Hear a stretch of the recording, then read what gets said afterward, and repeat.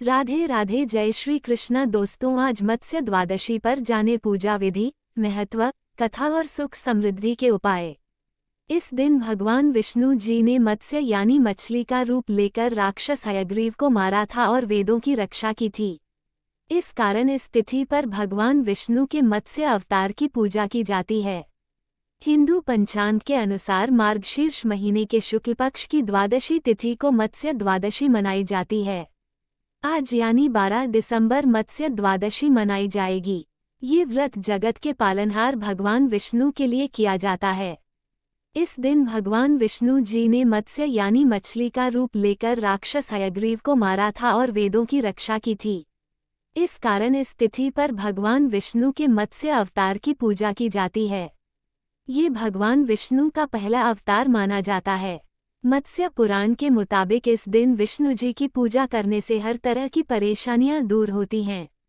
मत्स्य द्वादशी पूजा विधि। सर्वप्रथम सूर्योदय से पूर्व उठकर स्नान आदि से निवृत्त होकर पीले रंग के वस्त्र धारण करें।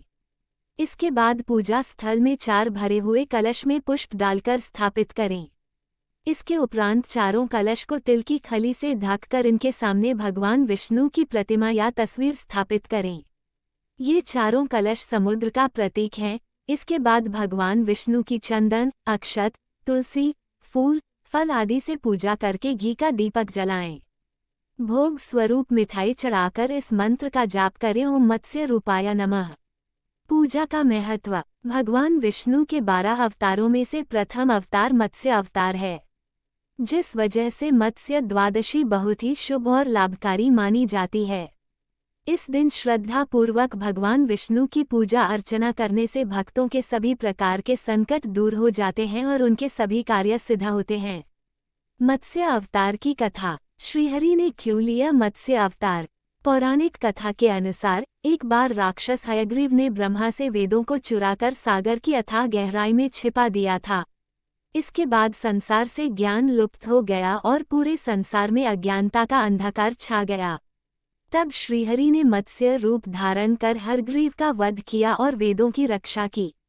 भगवान का यह अवतार धर्म की पुनर्स्थापना और पृथ्वी को प्रलय से बचाने का भी प्रतीक माना जाता है। बता दें कि गीता, महाभारत और विष्णु पुराण में भी भगवान विष्णु के मत्स्य अवतार का उल्लेख मिलता है। भगवान विष्णु ने सृष्टि को प्रलय से बचाने के लिए मत्स्यावतार लिया था। सतयुग की बात है, एक दिन राजा सत्यव्रत को नदी में स्नान करते समय एक मछली प्राप्त हुई। राजा ने उसे वापस नदी में डाल दिया तो मछली बोली, राजा मेरी रक्षा करो, इस जल में रहने वाले बड़े बड़े जीव जंतु मुझे खा जाएंगे। वो उसे अपने कमंडल में डालकर राजमहल ले आए। वहां आकर उसका आकार असामान्य तौर पर बढ़ने लगा।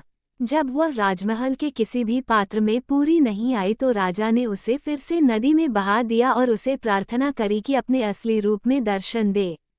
सत्यव्रत की प्रार्थना पर मछली ने विष्णु रूप में प्रकट होकर सत्यव्रत से कहा कि 7 दिन बाद प्रलय होगी, तब तुम एक विशाल नाव में सप्तऋषियों, औषधियों, बीजों व प्राणियों के सूक्ष्म शरीर को लेकर उसमें बैठ जाना व मैं मत्स्य के रूप में तुम्हारे पास आकर तुम्हें पार लगाऊंगा।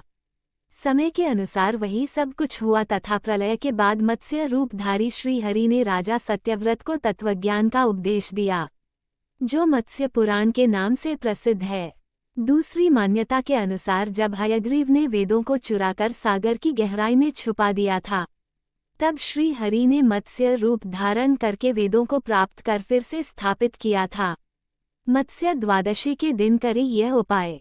इस दिन सभी कार्यों को सिद्ध करने और सभी संकटों को दूर करने के लिए मछलियों को दाना डालें। मत्स्य द्वादशी के दिन नव धान को अपने सिर से वार कर पानी में डाल दें। ऐसा करने से भगवान विष्णु अपने भक्तों की रक्षा करते हैं। आर्थिक संकट को दूर करने के लिए मत्स्य द्वादशी के दिन भगवान विष्णु के सम्मुख गाय के घी का दशमुखी दीपक जलाएं। घर परिवार में खुशहाली लाने के लिए तुलसी की माला से भगवान विष्णु के मंत्र ओम भगवते वासुदेवाय नमः का जाप करें। दोस्तों, ये थी आज की कथा। आपको हमारी वीडियो अच्छी लगी हो तो वीडियो को लाइक करें, चैनल को सब्सक्राइब करें, कमेंट में जय श्री राधे कृष्णा लिखना ना भूलें। राधे राधे दोस्तों।